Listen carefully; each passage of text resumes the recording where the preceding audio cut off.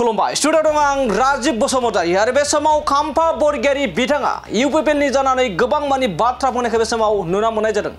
जेराव आथिखालनि बिटिआरनि गाहाय मावफुं सोद्रोमा प्रमद बर' बिथांनि दैदेननाय इउपिपिएल सरकारा जेबो खामानि मावनो हायाखै होनना बुंनायफोरनि सायाव गोख्रों फिनजाथाय होदों आरो बे फिनजाथायानो जाहैबाय जाय बिथांमोना आथिखालनि सरकारा जेबो खामानि मावना होफैनो हायाखै होनना बुंनायफोरा गासैबो मोनफा मोनफा प्रपागान्डा होननानै बाथ्रा बुंदों आरो बेजों लोगोसे बिथाङा फोरमायदों दि बे समाव इउपिपिएलनि अनगायै गुबुन दोलोआव थानानै जेबो मुलाम्फा गैया आरो बे थासारिया आरो दिनैनि थासारिया गुबुन दोलोआव जगदान जाहैनाय गुबुन दोलोआव थाहैनायनि जेबो ओंथि गैया जेराव आथिखालाव आरो बे समाव राइट टाइम राइट डिसिसन समाव जाहैबाय एबा राइट डिसिसन लानांगौ आरो बेनो जाहैबाय इउपिपिएल दोलोआव ज' जाहैनांगौ होननानै बाथ्रा बुंदों खाम्फा बरगयारि बिथाङा बे समाव फिन फोरमायबावदि दिनैनि समाव गुबुन गुबुन दोलोआव थांनानै जेबो मुलाम्फा गैया नाथाय इउपिपिएल दोलोआव जगदान जानानै खौसे जानायनिसो सम होननानै बे समाव खाम्फा बरगयारि बिथाङा गोख्रों फोरमायदों जेराव सासे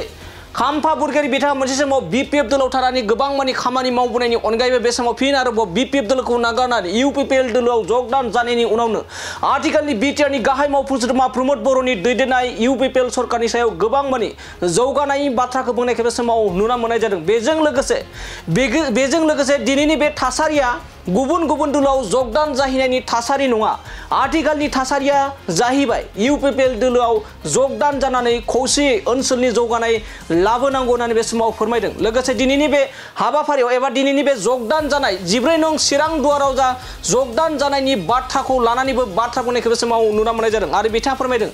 चिरां दुवार ओनसोलाव गुबुन गुबुन दोलोआव थानायनि जेबो मुलाम्फा गैला गुबुन दोलोआव थानाय थामहिनबा बिपिएफ जा गुबुन जा एबा कंग्रेसआनो जा बेफोरबायदि दोलोआव थानानै जेबो मुलाम्फा गैला आथिखालनि समाव एबा 14 नं चिरां दुवाराव इउपिपिएल दोलोआव जगदान जानांगौ होननानै बाथ्रा बुंनायखौ बे समाव नुना मोननाय जादों दानिया फैदो बिदिब्ला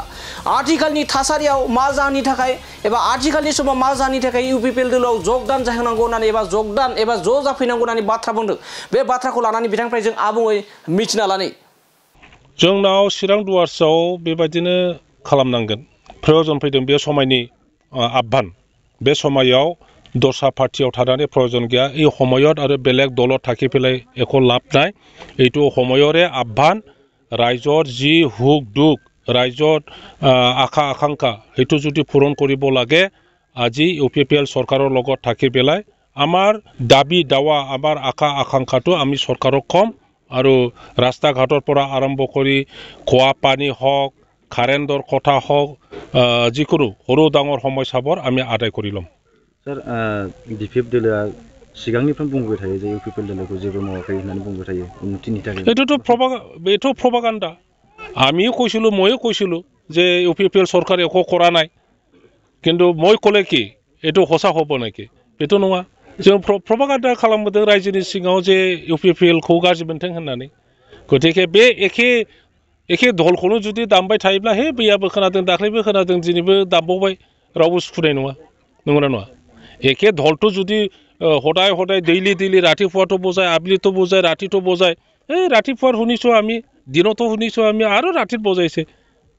এটো মিনিংলেছ নহয় জানো